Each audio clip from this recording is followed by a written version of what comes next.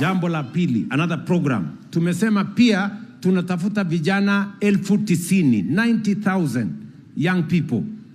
Wale ambao wamemaliza standard 8, form 2, form 3, form 4 ama hawajafikisha pale mbele, lakini wako na mpango ya kufanya course yeyote, a skill.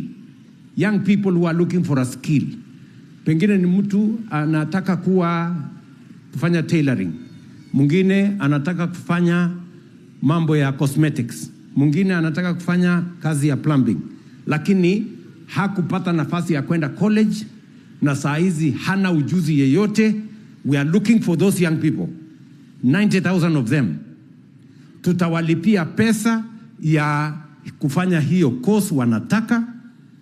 Tutawapatia 6,000 kila mwezi ya kwenda nyumbani na kurudi, na tutalipia hawa exam baada ya miezi 6. Tuwalipie exam na tuwapatie certificate pia, na wao wawe na ujuzi na certificate, wanaweza kwenda kuomba kazi mahali pengine kama vijana wengine. Vijana, mnanielewa? We are looking for another 90,000. Na wakipatikana zaidi ya 90,000, we are going to support them. Kwa sababu when we say bottom up, it is not a slogan.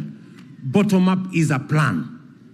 So that even those who have not gotten an opportunity to have a skill, those who have not gotten an opportunity to go to any college, we want to support them because they too deserve support from their government.